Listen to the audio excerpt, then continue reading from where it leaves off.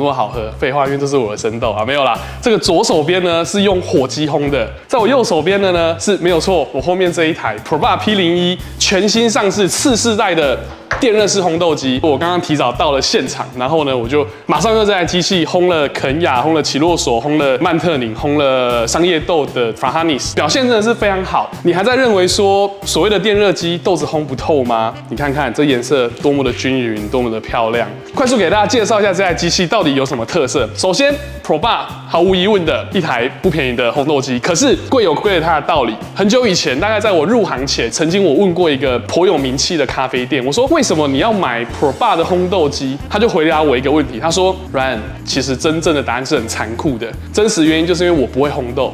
所以我去买最好的烘豆机，没有错。在我眼里 ，ProBar 其实它并不是一台充满很多参数可以调整的烘豆机，它的风门从以前到现在还是固定的，只有一个看板。可是这对现代的新生代的烘豆师来讲，其实它不是缺点哦。固定的风门搭配上可调的火力，还有可调的滚筒转速，其实已经可以组合非常非常多的一个热能的变化了。我刚刚尝试过用极高的热能去连续拉扯了3锅，拉到它接近这个温度上限了哈，表现得非常好。温升每分钟可以拉到17、18，接近20度。你要做北欧烘焙，或是你要把它拉下来做所谓的每分钟4度、5度、6度的日式慢烘，都是绝对没有问题的。好，那外形就不用讲，非常好看。然后它今年呢，它这个新的电热机也导入了新的系统，你只需要接上你的电脑，它就可以使用它的这个程式，可以完整的看到它的曲线，还有呢，它可以复制它的曲线做烘焙。我刚刚实际测试了一锅，在前段呢，它会先去做一个侦测，大概在3分钟之后的曲线基本上是做一个完全贴合的状态，在线性是非常高的啊，风味就不用讲，依然表现的是很出色的。究竟这一台全新次世代的电热版 ProBar P01烘豆机还有什么厉害的地方，值得我们去研究的呢？我们就继续往下看咯。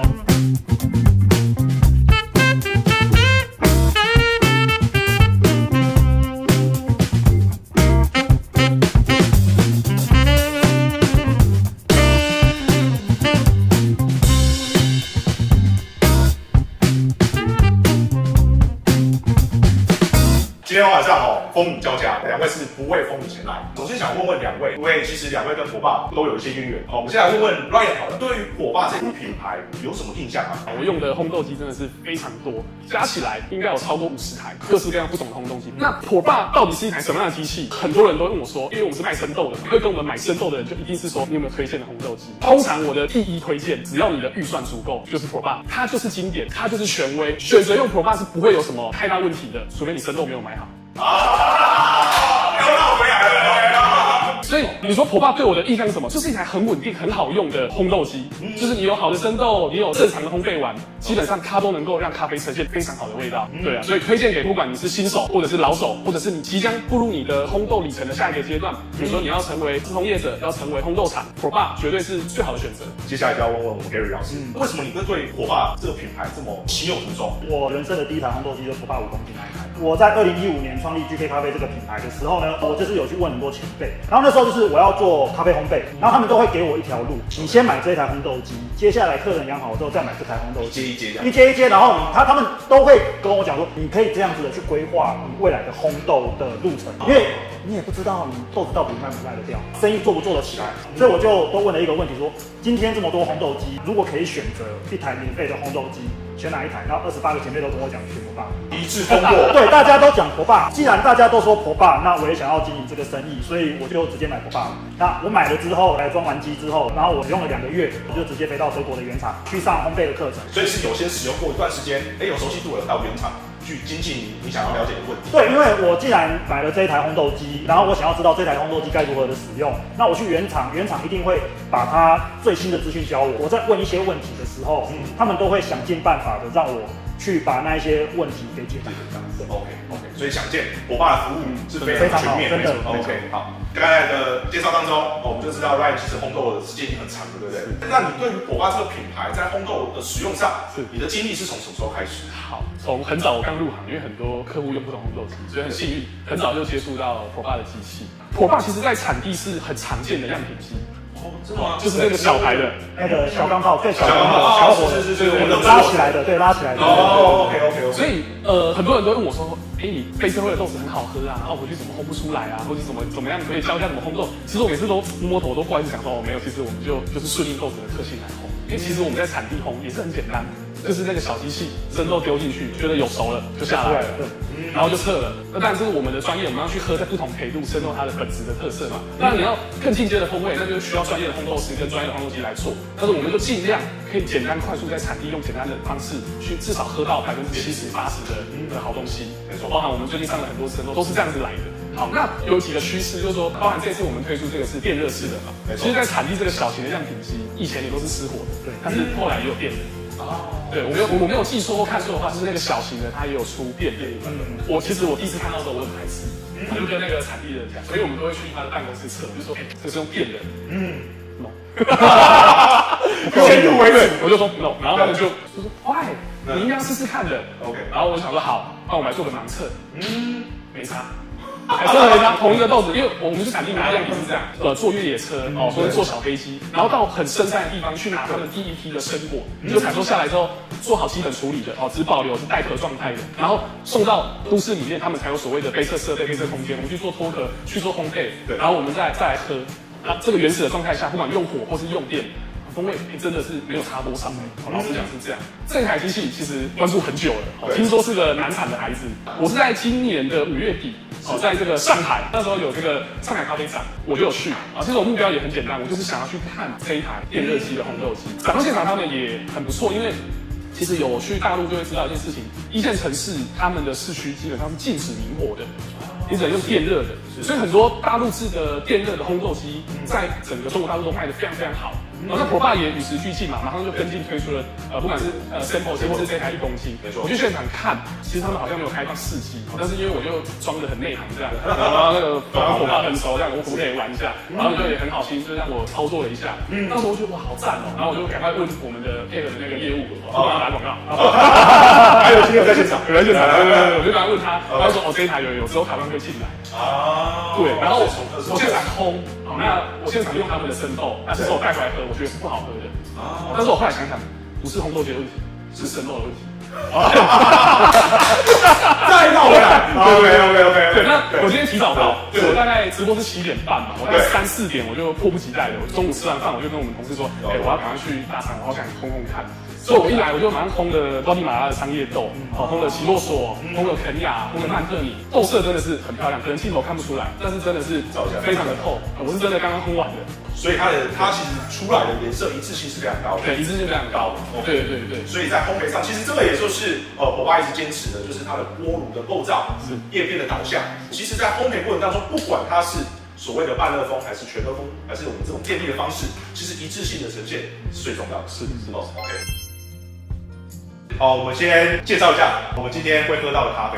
那今天的这2杯咖啡其实都是我烘的啦，我都是用1公斤的生豆，是由我们豆超提供的这哥伦比亚的橡树庄园奇洛索，1公斤用这台P01，然后另外1公斤用我们楼下的瓦斯型的 Probatino， 都是180度互动。我是开全大火，一火到底，发展时间都是1分钟，所以接下来就是一个大考验了。我要让2位老师选出 A 跟 B 当中哪一杯是电热宝，也就是 P01烘出来的豆子。所以我们现在有一点时间，请老师先喝看，来决定一下是哪一杯。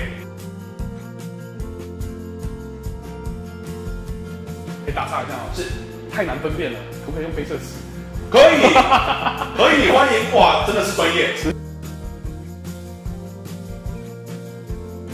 看到2位老师喝这么久，想必应该是真的很难分辨哦，分不出来，怎么办？完蛋！不是节目效果啦，不是，真的分不出来，分不出来。我刚才就在想说，分不出来怎么办？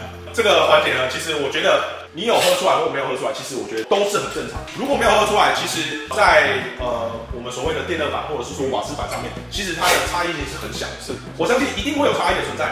但是，对于大多数的消费者，他有没有办法真的这样子辨别出来？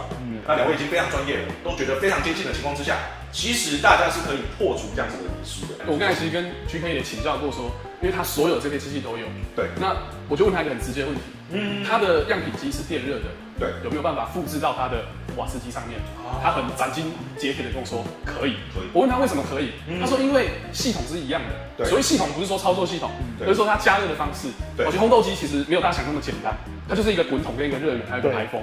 那火把它不管是电的还是火的，它的火就是所谓的热能供应，都是集中在下方。对，好，火的就是燃烧瓦斯，哦，跟空气产生对流之后，将热空气灌进去锅炉里面嘛。所谓的热风式占比比较多。对，那电热式其实也一样道理，只是它把瓦斯换成了所谓的电热棒，让它呈现高温，一样是去做热空气的交换对流，去加热豆子。对，所以这两个真的很难选。但是如果硬要选的话，我会猜 A 是火机。A 这杯吗？不一样，我猜 A 是电的。我猜 A 是电的。刚好一人一票。那秦老师觉得是电的那一杯，请你往前面放一下。是电的那一杯。OK。好，是 B。所以 Ryan 觉得是 B 是电热式的，对不对？那老师是觉得是 A 是电热式的，对吗？对。那第二老师为什么觉得 A 是电热式？这样我们两个人至少一个猜对啊。两个都猜错，太闹苦了，知道吗？对嘛？策略好，那我也不拖台前了哦。其实我答案就在我手上。OK， 来3、2、1。天哪！至少就喝出来了。他故意把这个 A 给我。OK， 好，所以其实在烘焙上，我们的瓦斯型或者是电热式的方式，感受上其实没有那么大的差异性。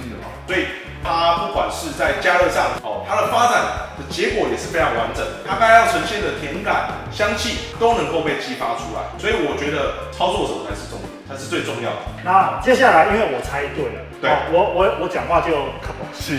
那我讲一下我这两杯喝下来比较大的差异点，因为我手上的烘豆机是 P5、P12，然后还有这个样品的这一台，然后这3台我刚刚有讲到加热系统是一样的。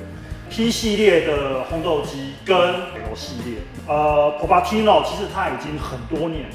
那其实 Portino 它的加热的方式是属于 L 系列的，不是属于 P 系列。那 P 系列跟 L 系列的主要具体的差异在哪里呢？这个是我当初15年的时候到德国原厂，我有去询问他们，到底差在哪里？原厂给我一个很直接的答案，他说他们没有再分什么全热风跟半热风，他们会说热风的比例。跟接触热的比例有多少？我爸的烘豆机里面只有2种热，一个叫接触热，一个叫传导热。L 系列的接触热有30%，传导热是70%。然后呢 ，P 系列的接触热10%，传导热是90%。所以传导热比例更高了。对，然后我就有问他说，为什么不是100%？他说，因为你豆子会碰到叶片啊，碰到叶片这个全部都要算进去。所以我觉得德国人他们对这种东西精细度很高。那这2杯我在喝，我会猜这一杯其实。有一点，我喝起来的感受上，它的干净度比较高，然后它在酸质的明亮度上，以及它的甜感，跟这一杯比相对的比较高1咪咪，差一点点。可是说真的啦，如果说今天没有这样2杯放在一起喝，你先给我喝这一杯，然后回过头再喝另外一杯，这真的是分不出来。我以为是不是再倒一杯给我？对，好，那最后一个环节的部分，我想线上有一些 Q&A 的问题。我们来解答一下哦。他问的是热风比较稳定吗？所谓稳定就是说你设定好了所谓的烘焙参数或者烘焙目标，你能不能够稳定的达到这个目标，或者是说你能不能够稳定的复制。从这2个面向来讲，热风是绝对没有问题，甚至会表现的，我觉得会表现的比所谓的传统火机还要更好。那以热风跟半直火或者是半热风直火来讲，热风也确实会比较稳定，前提是你的风门不要有剧烈的变动，让它固定的从风的热能去带进去豆子里面。但如果你是用的是这种所谓的直火机，火直接接触到豆子表皮的话，我觉得相对来讲，不管是在滚筒或是烘焙当时候的一个背景环境上来讲，都会相对来讲稍微会产生一点点的不稳定。不过还是取决于操作者本身对于当下的烘豆机的理解。对，所以我觉得稳不稳定，只要机器设定的好，我觉得都是稳定的。对，2个重点，机器够稳定，豆子够稳定，解决。对，烘豆师的手也要够稳定。不要耍。对。那另外一个问题是，为啥火把会发展全热版的加热系统？因为很重要一点是有些区域的问题，对吗？你可能在某些地方你是不能用明火的，安全环境的关系，所以没有办法去用瓦斯版本也好，或者是天然气的版本也好。那另外一个议题是，其实火把它一直很关心的是全球暖化环境的问题。好，所以燃烧一定势必产生二氧化碳。那电力不是说没有，但是相对的对环境是更友善。所以这是一个它为何会进去做突破，去做新的电力版本的这样子一个原因。那今天的最后，我想就用咖啡来敬两位老师，谢谢两位老师来